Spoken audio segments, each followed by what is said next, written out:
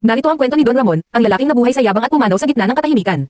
Ang tore ni Don Ramon. Si Don Ramon ay kilala sa buong San Roque bilang isang taong may pusong bato. Ang kanyang boses ay parang kulog na nagpapatigil sa trabaho ng lahat. Para sa kanya, ang disiplina ay hindi pagtuturo, kundi pagpapasunod sa pamamagitan ng takot.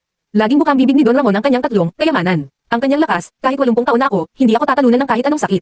Ang kanyang yaman, ang pera ko ang magpapatakbo sa mundo. Ang kanyang pag-iisa, wala akong kailangan sa inyo. Mag-isa kong itinayo ang kahariang ito. Ang bakal na pamamalakad. Sa loob ng kanyang mansyon, may mga batas na hindi pwedeng baliin. Ang mga katulong ay bawal ngumiti, at ang mga manggagawa sa kanyang bukid ay walang pahinga.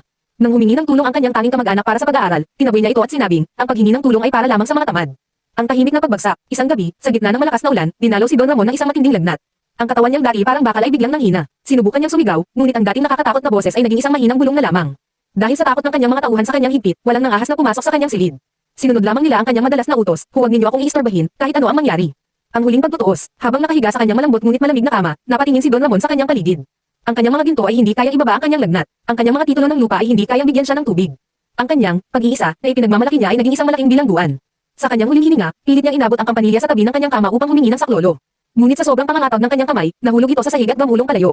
Namatay si Don Ramon ng walang hawak, walang kasama, at walang natira. Ang pamana ng alikabok, nang matagpuan siya makalipas ang ilang araw, wala ni isang tao ang lumuha. Dahil sa dami ng kanyang mga utang sa buwis at mga komplikadong dokumentong ginawa niya para hindi mapunta sa iba ang kanyang yaman, kinuha ng gobyerno ang lahat ng kanyang ari-arian. Ang kanyang mansyon ay tinalbogan ng damo, ang kanyang ginto ay naglaho, at ang kanyang pangalan ay nabaon sa limot. Natupad ang kanyang pangarap, ang mamatay na, walang kailangan sa iba, ngunit kasabay nito ang katotohanan siya ay pumanaw na, walang halaga sa kaninuman.